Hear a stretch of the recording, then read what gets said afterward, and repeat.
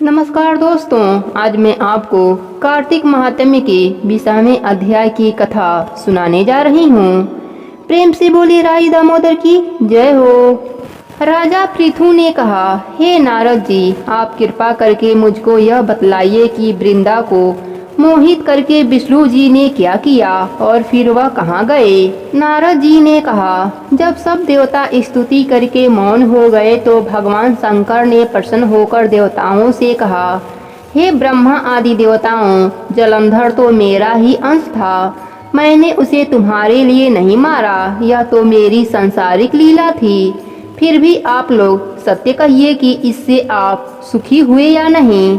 तब ब्रह्मा आदि देवताओं के नेत्र हर्ष से खुल गए। उन्होंने शिव जी को प्रणाम करके विष्णु जी का सब वृतांत कह सुनाया, जो उन्होंने बड़े प्रयत्न से वृंदा को मोहित किया था तथा वह अग्नि में प्रवेश करके परम गति को प्राप्त हुई। देवताओं ने यह भी कहा कि तभी से वृंदा की सुंदरता पर मोहित हुए विष्णु जी उनकी चिता की राख लपेटे हुए इधर उधर घूमते हैं। अतः आप उन्हें समझाइए, क्योंकि यह चराचर प्रकृति आपके अधीन है। देवताओं से यह सब सुनकर शंकर जी ने उन्हें अपनी दुस्तर माया समझाई और कहा कि यह सारा जगत उसी के अधीन है। उसी से मोहित विष्णु जी काम के वश में हो गए हैं। परंतु महादेवी उमा त्रिदेवों की जननी सबसे परे वह मूल प्रकृति परम मनोहर और वही गिरजा भी कहलाती हैं। विष्णु जी का मोह दूर करने के लिए आप सब उनकी शरण में जाइए। यदि वह प्रसन्न हो जाएंगी तो आप सबका काम हो जाएगा। शंकर जी की आज्ञा से सब देवता मूल प्रकृति को प्रसन्न करने चले। उनके पास पहुंचकर उनकी बड़ी स्तुति की। तब आकाशवाणी हुई, हे देवताओं, मैं 3 प्रकार से तीनों गुणों से पृथक होकर स्थिर होती हूँ। सतगुण से गौरी और रजोगुण से ज्योति रूप हूँ तथा आप लोग मेरी आज्ञा से यहीं सादर उन देवियों के पास जाओ तो वह तुम्हारे मनोरथ को पूर्ण कर देंगी। यह सुनकर देवताओं के नेत्र खुल गए। वह भगवती का आदर करते हुए गौरी, लक्ष्मी और सरस्वती को हाथ जोड़कर प्रणाम करने लगे। सब देवताओं की भक्ति पूर्वक प्रार्थना से वह सब देवियां प्रकट हो गईं। तभी देवताओं ने खुश होकर निवेदन किया। तब देवियों ने कुछ बीज देकर कहा, इन्हें ले जाकर विष्णु को दे दो, तुम्हारे सब काम सिद्ध हो जाएंगे। ब्रह्मा आदि देवता उन बीजों को लेकर विष्णु जी के पास गए। उन्होंने बीजों को वृंदा की चिता भूमि में डाल दिया, जिससे धराती, मालती एवं तुलसी प्रकट हुई। विष्णु जी ने ज्यों ही उन स्त्री रूप वाली वनस्पतियों को देखा तो वह उठ बैठे।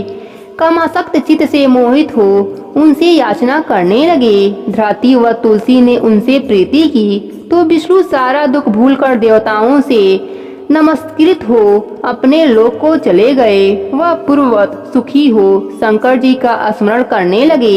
यह आख्यान शिव जी की भक्ति देने वाला है। नारद जी ने कहा, हे राजन, इसी कारण से उद्यापन में तुलसी जी की जड़ से भगवान विष्णु की पूजा की जाती है। तुलसी का मूल प्रदेश भगवान विष्णु को प्रसन्न करने वाला है। हे राजन, तुलसी का पौधा जिस घर में विद्यमान है वह घर तीर्थ स्वरूप है और उस घर में यमदूत कभी नहीं आते हैं। यह पौधा सब पापों का नाश करने वाला और अभीष्ट फल देने वाला है। जो मनुष्य तुलसी का पौधा लगाता है वह यमराज को नहीं देखता। भगवान नंदी का दर्शन, गंगा स्नान व तुलसी के पौधे का सत्संग, यह तीनों एक से पुण्यप्रद है। तुलसी को छूने से कामिक, वाचिक, मानसिक आदि संपूर्ण पाप नष्ट हो जाते हैं। जो प्राणी तुलसी के दल से भगवान का पूजन करते हैं वह पुनः गर्भ में नहीं आते और निसंदेह जीवन मुक्त हो जाते हैं। तुलसी के दल में पुष्कर आदि समस्त तीर्थ, गंगा आदि नदियाँ और विष्णु प्रभृत सब देवता निवास करते हैं। तुलसी के पौधे के पास जो अपना प्राण विसर्जन करता है वह चाहे कितना बड़ा पापी क्यों ना हो, उसे यमराज नहीं देख सकते। हे राजन, जो लोग तुलसी के काष्ठ का चंदन लगाते हैं वह सहज में मोक्ष को प्राप्त होते हैं। उनके द्वारा किए गए पाप उनके शरीर को स्पर्श नहीं कर सकता है। हे राजन, जहाँ तुलसी के वन की छाया हो वहाँ पर पितरों को श्राद्ध करना चाहिए। वहाँ पर पितरों के निमित्त दिया हुआ दान हमेशा के लिए अक्षय होता है। आंवले के वृक्ष की छाया में जो प्राणी पिंड दान करते हैं, उनके पितर यदि नरक की यातना भी भोग रहे हो तो भी मुक्त हो जाते हैं। सिर, हाथ, मुंह और देह में जो आंवले को धारण करते हैं, उनको विष्णु रूप जानना चाहिए। आंवले के फल और तुलसी के दलों को पानी में मिलाकर जो प्राणी स्नान करते हैं, उन्हें गंगा स्नान का फल मिलता है। जो मनुष्य आंवले के पत्तों और फलों से देवताओं का पूजन करते हैं, उन्हें स्वर्णमणि और मोतियों द्वारा पूजन का फल प्राप्त होता है। कार्तिक मास में सब तीर्थ, ऋषि, देवता और सब यज्ञ जब सूर्य तुला राशि में होता है, आंवले के वृक्ष में वास करते हैं। जो मनुष्य द्वादशी तिथि को तुलसी दल और कार्तिक में आंवले का पत्ता तोड़ता है, वह रौरव नरक में वास करता है। जो कार्तिक में आंवले की छाया में बैठकर भोजन करता है, उसके सत्संग में सब दोष नष्ट हो जाते हैं। कार्तिक मास में जो आंवले की जड़ में विष्णु जी का पूजन करता है, उसे श्री विष्णु क्षेत्रों के पूजन का फल प्राप्त हो जाता है। आंवले तथा तुलसी की महत्ता का वर्णन करने में श्री ब्रह्मा जी भी असमर्थ हैं।